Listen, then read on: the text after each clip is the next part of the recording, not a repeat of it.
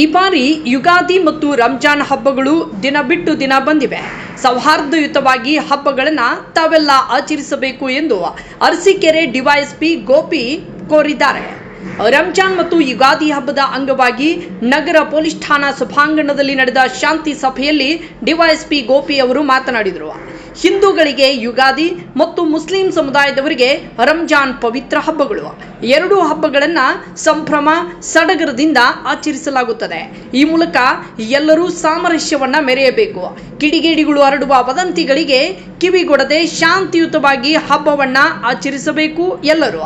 ಇನ್ನು ಪೊಲೀಸ್ ಇಲಾಖೆ ವತಿಯಿಂದ ಸೂಕ್ತ ಬಂದೋಬಸ್ತ್ ಮಾಡಲಾಗುವುದು ಎಂದರು. ಸಭೆಯಲ್ಲಿ circle inspector Krishnakumar, sub inspector Dilip Kumar, guarantee ಸಮಿತಿ ಅಧ್ಯಕ್ಷ ಧರ್ಮಶೇಖರ್, ವಿಶ್ವ ಹಿಂದೂ ಪರಿಷತ್ ಮುಖಂಡ ಅರುಣ್, ಜಮಾತ್ ಕಮಿಟಿ ಅಧ್ಯಕ್ಷ ಅಫ್ರೋಜ್ ಪಾಷಾ ಹಾಗೂ ಜಮೀಲ್ ಸಭೆಯಲ್ಲಿ ಮಾತನಾಡಿದರು. ನಗರಸಭಾ ಮಾಜಿ ಸದಸ್ಯ ದರ್ಶನ್, ಕರಬೆ ಹೇಮಂತ್, ಎರಡೂ ಸಮಾಜದ ಮುಖಂಡರುಗಳಾದ ರಿಯಾಜ್, ಚೇತನ್ ಜೈನ್, ಸೈಯದ್ ನವಾಜ್, ಸುರೇಶ್ ಅಜ್ಜಯ್ಯ ಸೇರಿದಂತೆ ಮುಂತಾದವರು ಸಭೆಯಲ್ಲಿ ಪಾಲ್ಗೊಂಡಿದ್ದರು. ವರದಿ ಚಂದ್ರು ಯಾದವ್.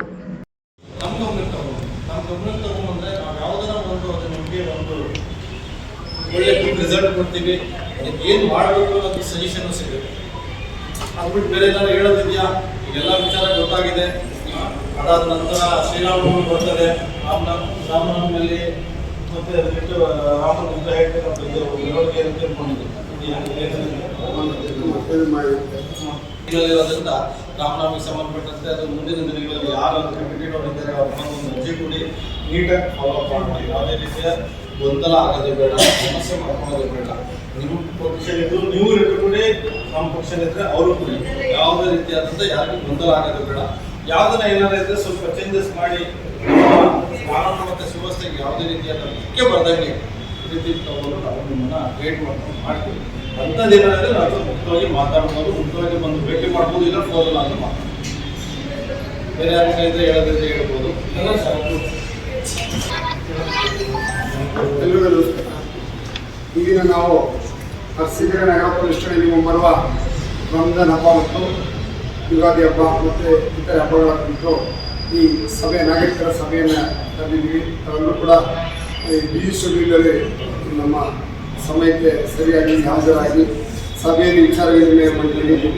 ಮತ್ತು ನಮ್ಮ ಅರಸೀಕೆರೆ ಉತ್ತರ ಭಾಗದ ಮೊನ್ನೆ DSP ಸಾಹೇಬರು ಅವರು ವೀಕ್ಷಕರು ವಹಿಸಿ ಅವರು ಕೂಡ ಬೆಂಗಳೂರಿಗೆ ಹೋಗಬೇಕಾಗಿದೆ. ಅವರು ಕೂಡ ನಮ್ಮಲ್ಲಿ ಪರವಾಗಿ ಧನ್ಯವಾದಗಳು.